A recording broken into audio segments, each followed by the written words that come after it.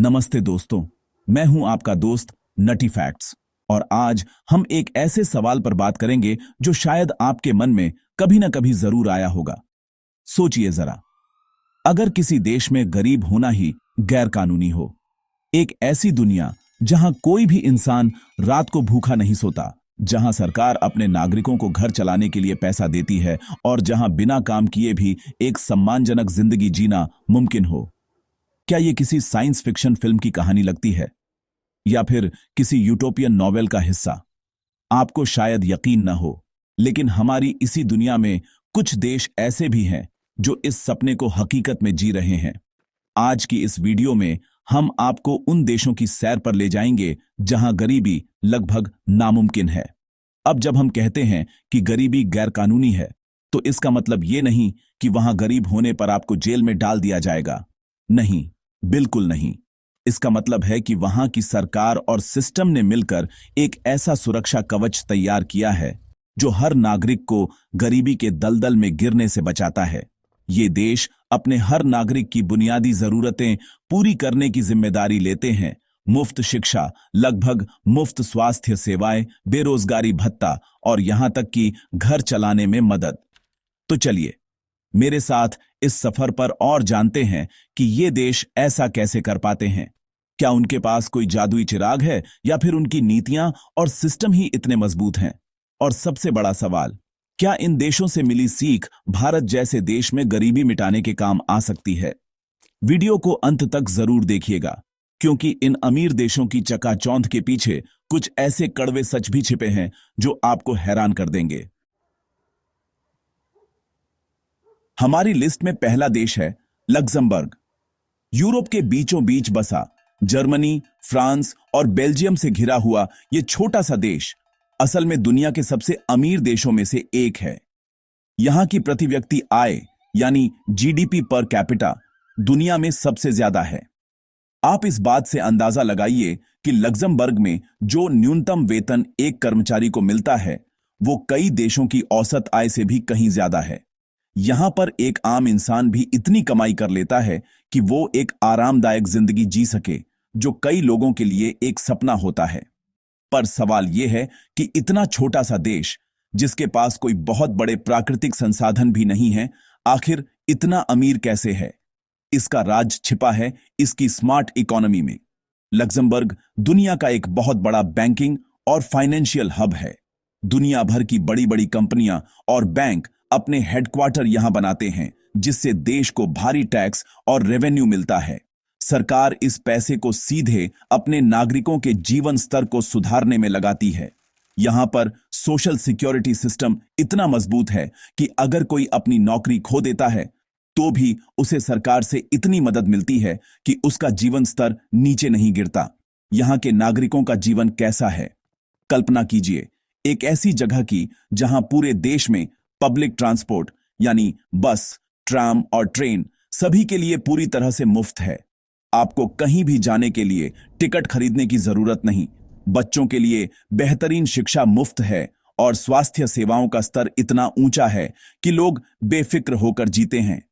सरकार सुनिश्चित करती है कि किसी भी नागरिक को घर, खाना या इलाज जैसी बुनियादी चीजों के लिए संघर्ष न करना पड़े। गरीबी का आंकड़ा यहां लगभग शून्य के बराबर है, क्योंकि सिस्टम ही ऐसा बनाया गया है कि कोई पीछे न छूटे। लेकिन हर चमकती चीज सोना नहीं होती। लक्जमबर्ग का एक छिपा हुआ सच भी है। यहां जिंदगी बेहद महंगी है। घर खरीदना या किराए पर लेना बहुत महंगा पड़ सकता है। हालांकि सरकार की मजबूत सामाजिक सुरक्षा नीतियां इस बोझ को काफी हद तक कम कर देती हैं, लेकिन एक बाहरी व्यक्ति के लिए यहां आकर बसना और उस महंगे लाइफस्टाइल को अपनाना एक बड़ी चुनौती हो सकता है। पर इसमें कोई शक नहीं कि अपने नागरिकों के लिए लक्जमबर्ग ने एक ऐसा मॉडल तैयार किया है जहां गरीबी की कोई जगह नहीं है। अब चलते हैं स्कैंडिनेविया की ओर, एक ऐसे देश में जो अपनी प्राकृतिक सुंदरता के साथ साथ अपनी अमीरी के लिए भी जाना जाता है। नॉर्वे। नॉर्वे की कहानी थोड़ी अलग है। 1960 के दशक में नॉर्थ सी में तेल और गैस के विशाल भंडार मिलने के बाद इस देश की किस्मत ही बदल गई। लेकिन दूसरे कई देशों के विपरीत नॉर्वे ने इस दौलत को कुछ लोगों की तिजोरियों में भरने के बजाय अपने हर एक नागरिक के भविष्य को सुरक्षित करने में लगा दिया। उन्होंने इस पैसे से दुनिया का सबसे बड़ा सॉवरेन वेल्थ फंड बनाया, जिसकी कीमत आज 1.5 ट्रिलियन डॉलर से भी ज्यादा है। ये फंड एक तरह से देश का सबसे बड़ा सेविंग्स अकाउंट है। सरकार इस फंड से होने वाली कमाई को देश की भलाई के कामों में खर्च करती है। सोचिए, एक ऐसा देश जो तेल बेचकर कमाता है, लेकिन उसका लक्ष्य 2025 तक अपनी सारी नई कारें इलेक्ट्रिक करना है। यही नॉर्वे का मॉडल है, आज की कमाई को कल के बेहतर भविष्य के लिए निवेश करना। इस फंड की वजह से सरकार अपने नागरिकों को वो सुविधाएं दे पाती है जिनके बारे में हम और आप सिर्फ कल्पना कर सकते हैं। नॉर्वे में हर नागरिक को जन्म से लेकर मृत्यु तक सुरक्षा की गारंटी मिलती है। यहां शिक्षा पूरी तरह से मुफ्त है, चाहे आप प्राइमरी स्कूल में हो या यूनिवर्सिटी में पीएचडी कर रहे हों। स्वास्थ्य सेवाएं लगभग मुफ्त हैं और दुनिया की सबसे बेहतरीन मेडिकल सुविधाओं में से एक है। अगर आप बीमार पड़ते हैं या आपकी नौकरी चली जाती है, तो सरकार आपको तब तक आर्थिक मदद देती है जब तक आप वापस अपने पैरों पर खड़े नहीं हो जाते। यहां गरीबी दर दुनिया में सबसे कम है, क्योंकि सरकार का मानना है कि हर नागरिक एक सम्मानजनक जीवन का हकदार है। लेकिन नॉर्वे में रहने का एक दूसरा पहलू भी है, और वो है यहां का हाई कॉस्ट ऑफ लिविंग और सख्त टैक्स सिस्टम। नॉर्वे दुनिया के सबसे महंगे देशों में से एक है। यहां एक छोटी सी कॉफी के लिए भी आपको अच्छी खासी कीमत चुकानी पड़ती है। सरकार ये सारी सुविधाएं देने के लिए अपने नागरिकों से भारी टैक्स भी वसूलती है। कुछ लोगों की आय का लगभग 40 से 50% हिस्सा टैक्स में चला जाता है।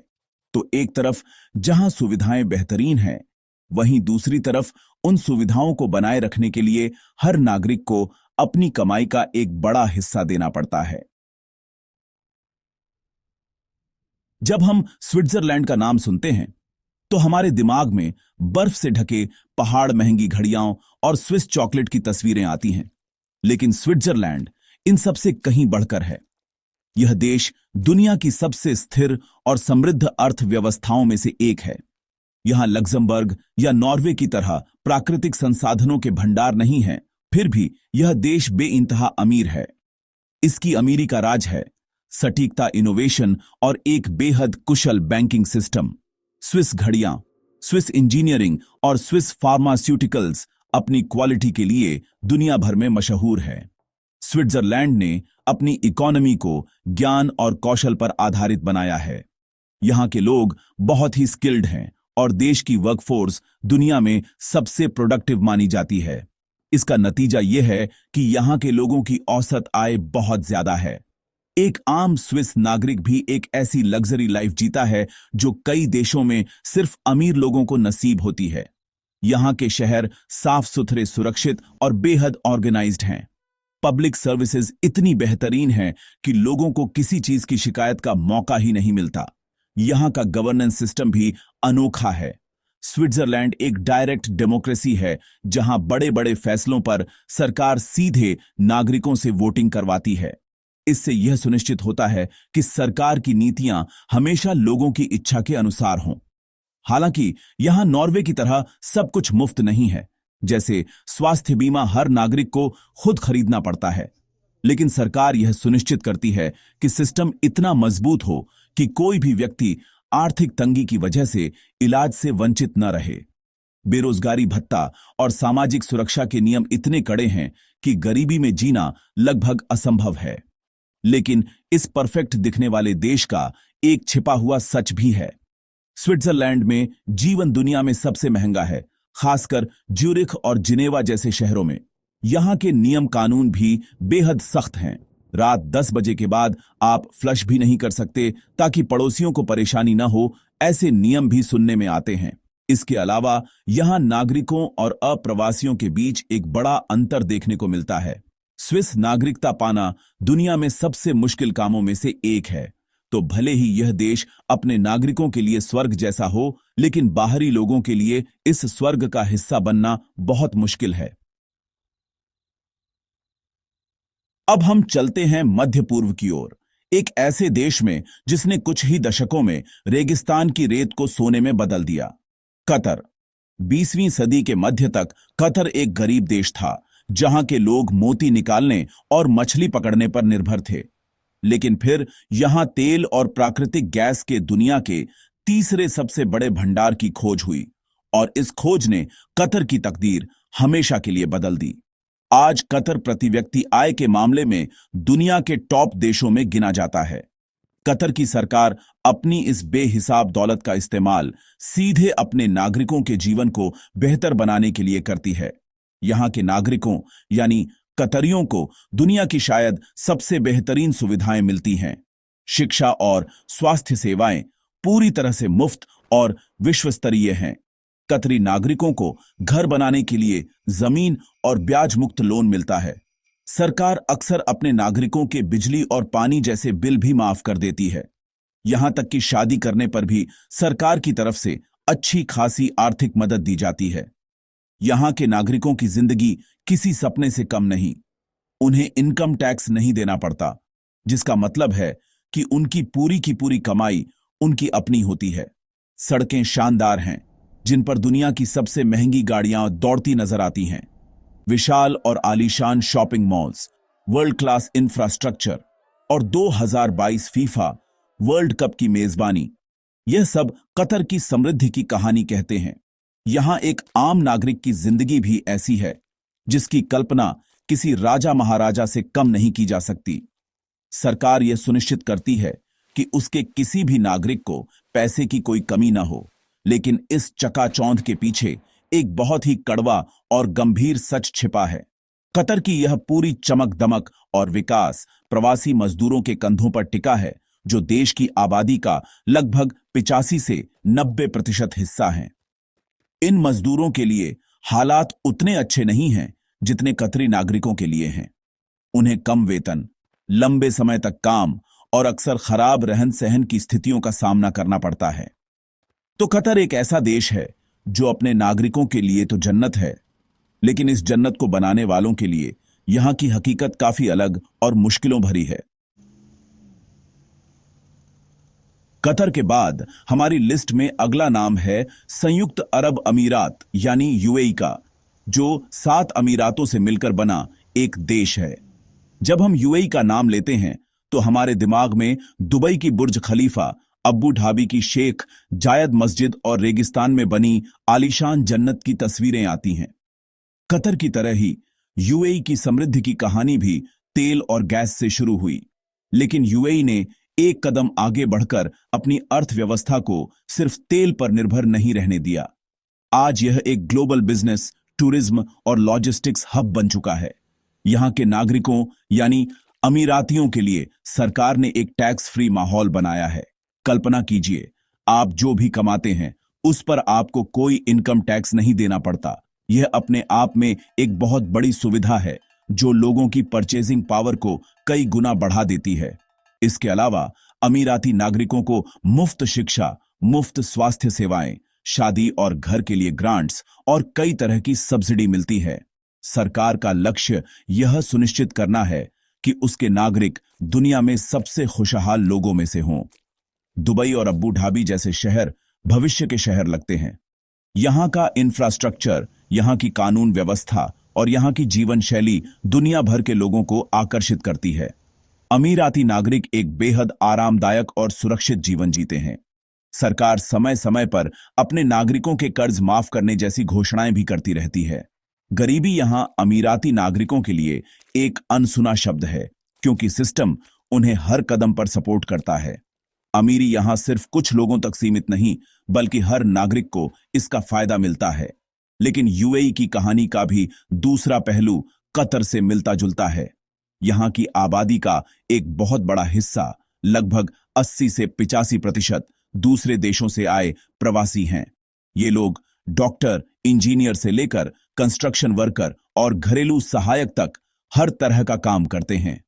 जहां नागरिकों को टैक्स नहीं देना पड़ता, वहीं अब कंपनियों और कुछ हद तक प्रवासियों पर वैट और कॉरपोरेट टैक्स जैसे कर लगाए जा रहे हैं। नागरिकों और प्रवासियों को मिलने वाली सुविधाओं में एक बहुत बड़ा अंतर है। तो यूएई भी एक ऐसा उदाहरण है जहां देश की समृद्धि कुछ लोगों के लिए असीमित अवसर लाती है, जबकि बाकियों के लिए हालात काफी अलग होते हैं। हमारी लिस्ट का आखिरी देश शायद सबसे हैरान करने वाला है, सिंगापुर।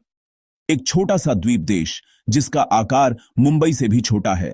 सिंगापुर के पास न तो तेल है, न गैस और न ही कोई दूसरे प्राकृतिक संसाधन। 1965 में जब यह मलेशिया से अलग हुआ तो यह एक गरीब, अविकसित देश था जिसके पास पीने का साफ पानी तक नहीं था। लेकिन आज सिर्फ 50-60 सालों में सिंगापुर दुनिया के सबसे अमीर और सबसे विकसित देशों में से एक है। यह कहानी है विजन, अनुशासन और कड़ी मेहनत की। सिंगापुर ने अपनी सबसे बड़ी ताकत अपने लोगों को बनाया। उन्होंने अपनी पूरी ऊर्जा शिक्षा और स्किल डेवलपमेंट पर लगा दी। उन्होंने अपनी लोकेशन का फायदा उठाया और खुद को दुनिया का सबसे व्यस्त पोर्ट और एक प्रमुख फाइनेंशियल हब बना लिया। आज दुनिया की लगभग हर बड़ी कंपनी का ऑफिस सिंगापुर में है। यहां की सरकार बेहद कुशल और भ्रष्टाचार मुक्त मानी जाती है। उन्होंने ऐसी नीतियां बनाई जिनसे बिजनेस करना आसान हुआ और विदेशी निवेश आकर्षित हुआ। नतीजा यह हुआ कि देश की अर्थव्यवस्था रॉकेट की तरह आगे बढ़ी। सिंगापुर में गरीबी दर बहुत कम है, लेकिन यहां का मॉडल यूरोपियन देशों से अलग है। यहां सब कुछ मुफ्त नहीं है। सरकार का सिद्धांत है, मदद करो लेकिन निर्भर मत बनाओ। सरकार नागरिकों को घर खरीदने में मदद करती है, एचडीबी फ्लैट्स के जरिए। स्वास्थ्य सेवाओं के लिए मेडिसेव जैसा सिस्टम है जिसमें लोग अपनी कमाई का हिस्सा जमा करते हैं, और शिक्षा विश्व स्तरीय है। लेकिन सरकार लोगों को मुफ्त में पैसे बांटने की बजाय उन्हें काम करने और आत्मनिर्भर बनने के लिए प्रोत्साहित करती है। यहां कानून व्यवस्था इतनी सख्त है कि क्राइम रेट लगभग न के बराबर है। लेकिन सिंगापुर की इस सफलता की एक कीमत भी है। यहां की जिंदगी बेहद तेज तर्रार और तनावपूर्ण मानी जाती है। बच्चों पर छोटी उम्र से ही पढ़ाई का बहुत ज्यादा दबाव होता है। काम का माहौल बहुत कम्पिटिटिव है। नियम कानून इतने सख्त हैं कि इसे अक्सर फाइन सिटी भी कहा जाता है, जहां छोटी छोटी गलतियों पर भी भारी जुर्माना लग सकता है। च्युइंग गम बेचने पर बैन जैसे कानून इसकी सख्ती को दर्शाते हैं। तो सिंगापुर यह साबित करता है कि बिना प्राकृतिक संसाधनों के भी अमीर बना जा सकता है, लेकिन इसके लिए कड़ा अनुशासन और भारी मानसिक दबाव भी झेलना पड़ सकता है। तो दोस्तों, हमने आज 6 ऐसे देशों का सफर किया जहां गरीबी लगभग एक गुजरे जमाने की बात हो चुकी है। इन देशों ने यह साबित कर दिया है कि सही नीतियों, विजन और इच्छा शक्ति से गरीबी को हराया जा सकता है। लेकिन हमने यह भी देखा कि हर अमीर देश स्वर्ग नहीं होता। इस अमीरी के पीछे हाई कॉस्ट ऑफ लिविंग, सख्त टैक्स सिस्टम, अप्रवासियों और नागरिकों के बीच बढ़ता अंतर और भारी मानसिक दबाव जैसे कई कड़वे सच भी छिपे हैं। अमीरी आपको सुविधाएं और सुरक्षा तो दे सकती है, लेकिन जरूरी नहीं कि वो हर किसी के लिए खुशहाली भी लाए। अब सवाल उठता है कि क्या इन देशों की नीतियां, जैसे कि यूनिवर्सल बेसिक इनकम, मुफ्त स्वास्थ्य सेवाएं या मजबूत सामाजिक सुरक्षा, भारत जैसे विशाल और विविधता से भरे देश में लागू की जा सकती हैं? क्या हम भी गरीबी को गैरकानूनी बना सकते हैं? यह एक बहुत बड़ा और जटिल सवाल है। हमारी विशाल जनसंख्या, राजनीतिक चुनौतियां और भ्रष्टाचार जैसी समस्याएं इस रास्ते को बहुत मुश्किल बना देती हैं, लेकिन नामुमकिन नहीं। शायद हमें इन देशों के मॉडल को कॉपी करने की नहीं, बल्कि उनसे प्रेरणा लेकर अपने देश के लिए अपनी परिस्थितियों के हिसाब से एक नया और अनोखा रास्ता बनाने की जरूरत है। तो आखिर में सवाल यह नहीं है कि कौन सा देश सबसे अमीर है। असली सवाल यह है, क्या कोई भी देश अपने हर एक नागरिक को अमीर या कम से कम एक सम्मानजनक जीवन जीने का अवसर दे सकता है, या अमीरी हमेशा कुछ खास लोगों का ही विशेषाधिकार बनी रहेगी? आपकी इस बारे में क्या राय है? हमें नीचे कमेंट्स में जरूर बताइएगा। दोस्तों, क्या आप यकीन करेंगे कि हमारी पृथ्वी पर एक ऐसा भी देश है जो आकार में आपके गांव से भी छोटा है, लेकिन जहां की सड़कों पर ऑटो रिक्शा की तरह करोड़ों रुपए की लैम्बोर्गिनी और फेरारी दौड़ती है? अगर आप उस देश के बारे में जानना चाहते हैं तो हमें बताइए, हम उस पर भी एक वीडियो जरूर बनाएंगे।